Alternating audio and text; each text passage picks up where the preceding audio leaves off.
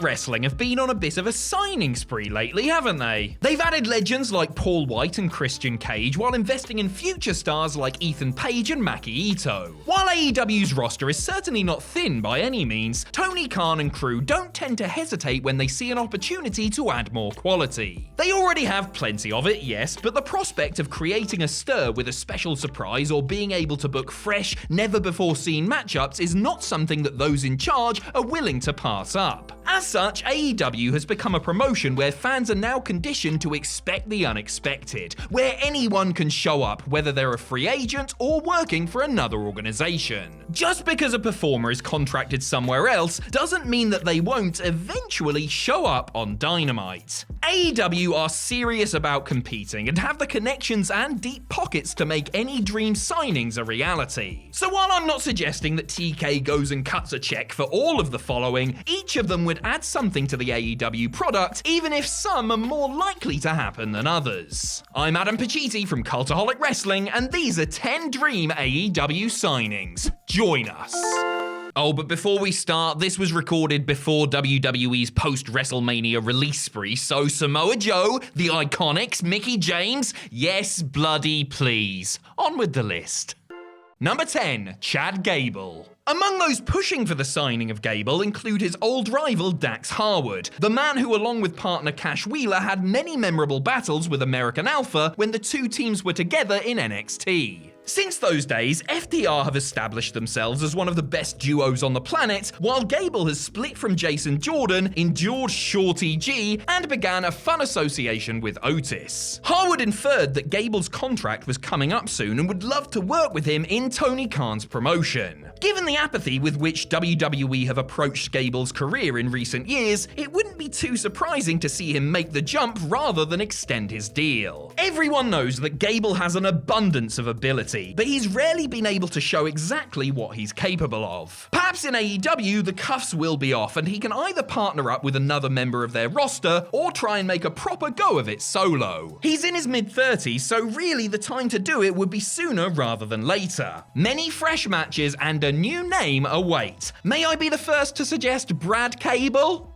No? Number 9, Rey Mysterio. If the rumors and reports are to be believed, Rey Mysterio was at various times actually close to signing with All Elite. Invariably, he ended up putting pen to paper with WWE, mostly because his son Dominic was getting his start there and he wanted to share that experience as his own in-ring career winds down. Still, if Mysterio was to leave WWE within the next couple of years, he would be a great signing for AEW. Rey's resume speaks for itself, and he's one of the industry's greatest legends, someone that I would figure the majority of the AEW roster would cite as a direct inspiration and influence. Despite getting on in years, Rey can still go and is in the best shape of his career. The mask makes him ageless in a lot of ways, and used properly, he could be a big draw for the company. Mysterio never looked out of place in Lucha Underground or at the All In pay-per-view, keeping up with and wrestling the same style as the younger generation. In AEW, there are mouth-watering matches with Kenny Omega, Pac, and a host of others waiting to be booked. Come on, Rey, you know what to do. Go into Vince's office and sneeze into his steak wrap, which is definitely not a burrito, lest we forget. Number 8, Finn Balor.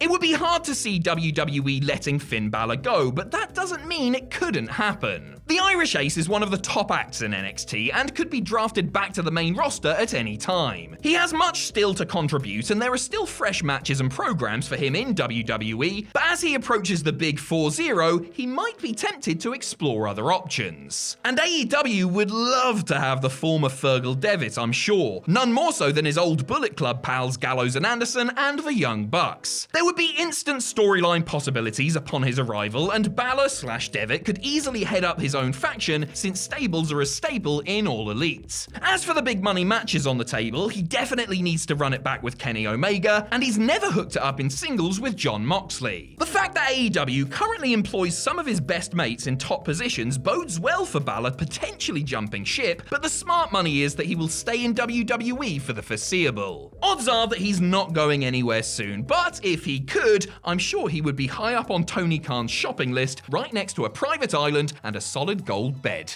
Number 7, Daniel Bryan. Daniel Bryan has made no secret of the fact that his full-time in-ring career is winding down. He still very much loves wrestling, but he's been doing it for over 20 years and his priorities have shifted now that he's married and has 2 young children. D-Bry mentioned at the end of 2020 that his WWE deal is up soon and that he will be transitioning into a part-time schedule so that he can be a full-time husband and father. Naturally, this news intensified speculation about whether or not Bryan will continue to work for WWE at all, or whether he might go to the competition. AEW would naturally jump at the chance to have the American Dragon on their roster since he's one of the very best in the world. Bryan himself has spoken in the past about how much he simply loves wrestling and wants to experience more than just WWE, including working a CMLL anniversary show before he hangs up the kick pads for good. He would work well with just about anyone on the AEW roster and would be very valuable as a producer or coach too, one would think. Another WWE star who is hovering around 40, time may be running out for Daniel Bryan to ply his trade elsewhere. Or maybe he'll just become a full-time clam digger. Either way.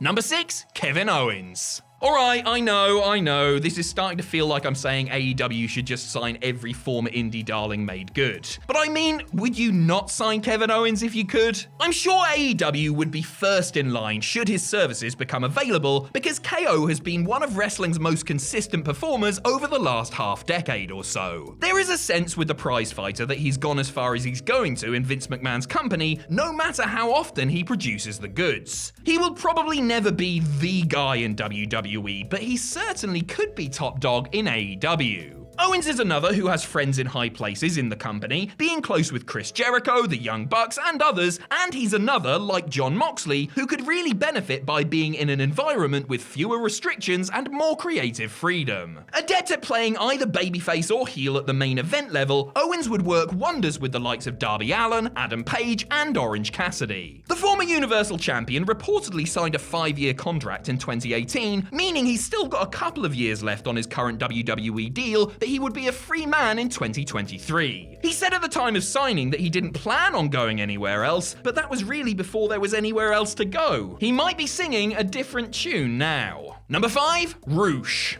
According to numerous sources, WWE passed on signing Ring of Honor World Champion Roosh earlier this year, supposedly after lowballing the Lucha star during negotiations. WWE's track record with Latino talent hasn't been the greatest in recent times, so perhaps it's for the best that he didn't join the promotion. The exact contract status of Roosh is up in the air, and he may well have re-signed with Ring of Honor, but if he becomes available anytime soon, AEW would be fools not to show interest. The White Bull is an exceptional performer and has a star presence about him and would make a great addition to anyone's roster. He's got charisma and experience and can work a variety of styles, meaning he's versatile and would match up well with basically anyone in AEW. He's also still in his early 30s, so no doubt has some of his best years ahead of him. Would we see the forbidden door opening wide enough to let in those from Ring of Honor, or could Roosh become all elite when his deal expires? You could even bring in his brother Dragon Lee too, setting up mouth-watering matches against Rey Fenix and Penta and the Young Bucks. He may not be the biggest name, but Roosh would be a wise investment in AEW's future. Number 4, AJ Styles. Like Daniel Bryan, AJ Styles is another who has reportedly signed his last full-time contract in wrestling. The Phenomenal One inked a 5-year extension with WWE in 2019, meaning he's tied to the organization until 2024. Obviously, this eliminates the possibility of seeing Styles in AEW for a few years yet, but there's always the chance that he could go there once his current deal expires. AJ himself said the old never say never about signing with AEW during one of his Twitch streams, though he also mentioned his preference for staying with WWE as a talent scout once his wrestling days are done. Playing fantasy booker for a second, even an AJ Styles in his mid-40s would be a hell of a get for AEW, as they could, at the very least, get a few big dream matches out of him even if he was to sign on for just a year. Styles has shown an ability to adapt his game as age and injuries have slowed him down, and if he was to show up in AEW, he would be going there as a complete performer. He has previous with much of the roster there, and I'm sure he hasn't forgotten how Kenny Omega turned on him and took over as Bullet Club leader when he left New Japan. And if they can't get AJ Styles, I'm sure I could convince AJ Hazard to come out of retirement, for the right amount of money anyway. Number 3, CM Punk. At this point, as long as CM Punk is alive, he is going to be linked with potentially joining All Elite Wrestling. The Second City Saint hasn't wrestled since 2014 and seemingly has no real desire to, opting instead to try his hand at MMA and happy to work in film and television and to do stuff like the WWE on Fox analyst role or write comic books. But surely Punk can't be happy with how his career ended. Yes, he did just about everything he set out to do in wrestling and in many respects overachieved. But his last act in the business was being chucked out of the Royal Rumble and put through the announce table by corporate Kane. It's hard to see the straight-edge superstar agreeing to work anything close to a full schedule these days, but there would be big money in select matches against some of AEW's top talents. Punk himself recently said that it would take a lot of money and some juicy creative to lure him back into the squared circle. And at this point, AEW seems the best bet to do that. The man also name-checked Will Hobbs, Darby Allin, Brian Pillman Jr., Ricky Starks, and Jungle Boy as the 5 that he would want to work with if he were to wrestle for AEW. Oh, no Colt Cabana on the list, eh? Number 2, Kota Ibushi. Now that the so-called Forbidden Door has been opened and the talent exchange agreement between AEW and New Japan Pro Wrestling is in place, the odds of Kota Ibushi showing up in Jacksonville seem strong. His biggest booster is EVP and AEW champion, Ibushi's former tag partner Kenny Omega. A match between the AEW champion and the former IWGP heavyweight champion is the one that fans will most want to see, though by no means is it a sure thing.